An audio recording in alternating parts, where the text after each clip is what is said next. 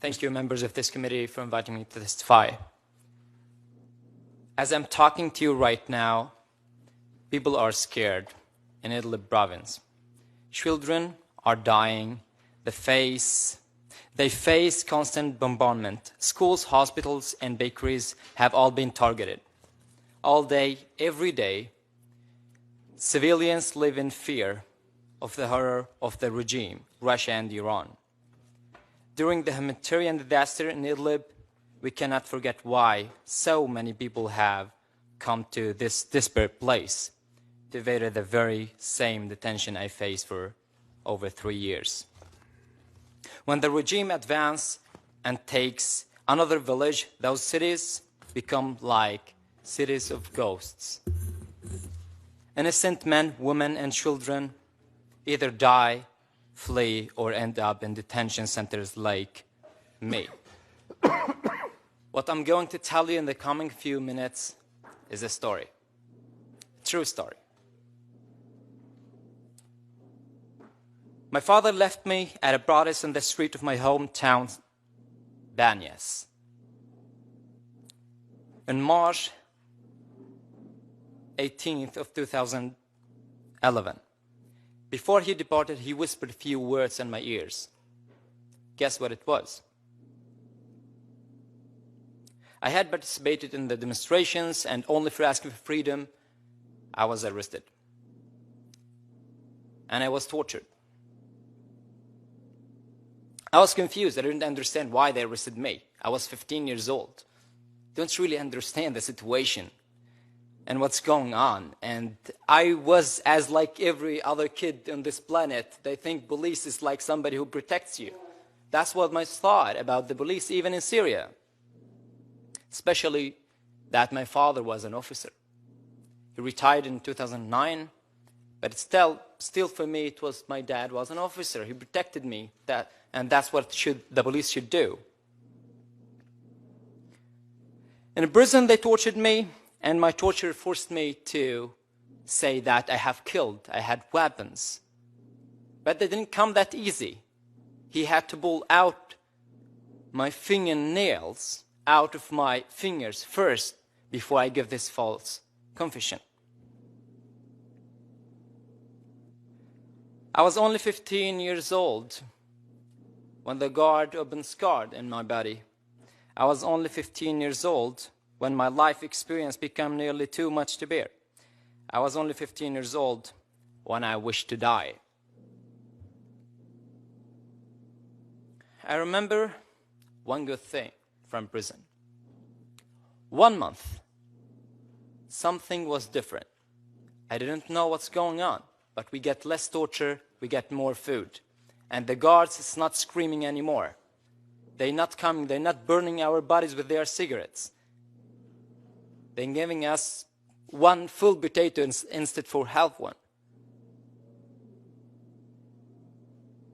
When I got out of prison, I tried to match what happened in this day, in this month, when I was in prison and I got more food than usually, what happened outside. It was when Seizer pictures being released.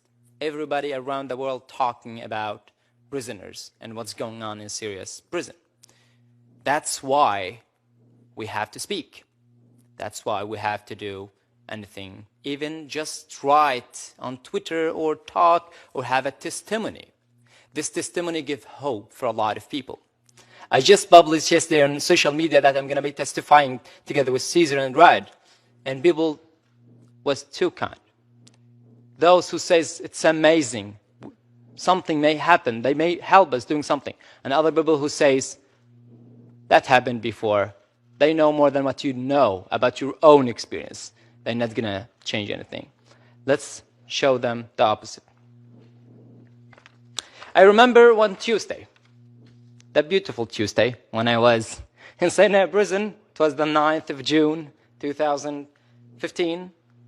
I'd already been in prison for 3 years and experienced all kind of torture, and I was starving.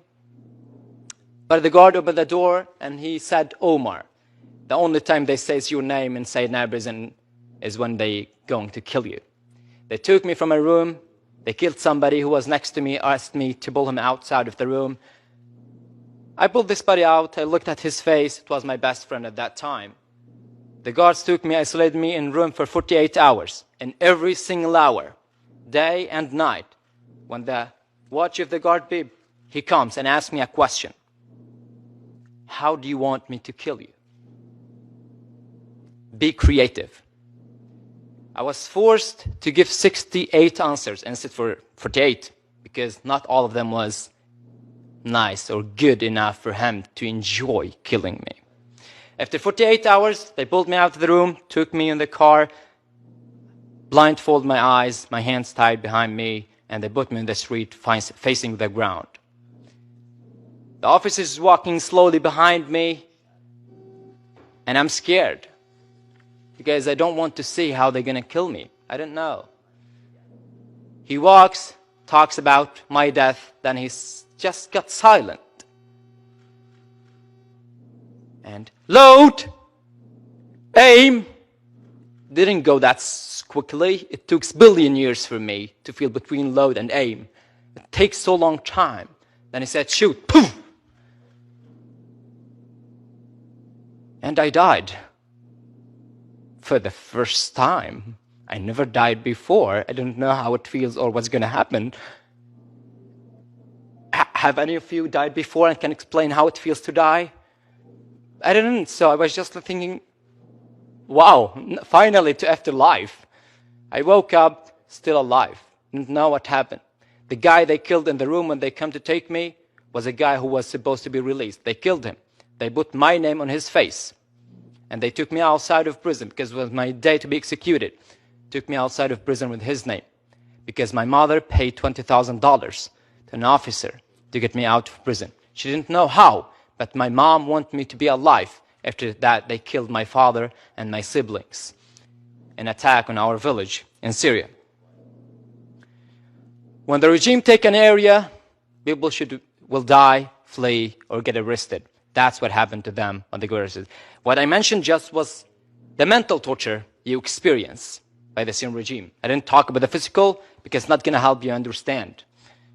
Because the physical torture, you don't understand it if you don't experience it. So what's waiting people in Idlib is the same thing if we don't help them. The people of Syria are suffering. They may be used to pain, but it's not pain who breaks people. It's fear. They fear not being able to feed their children. They fear being arrested, captured, and tortured to death. It's not torture who's the worst. It's waiting torture the worst. Sometimes it seems impossible to help these people, but as Nelson Mandela said, it always seems impossible until it's done. We have to do something. And I want to conclude by quoting the words of your own president when he said, Assad is an animal. I hope you all agree with him. I do. Thank you.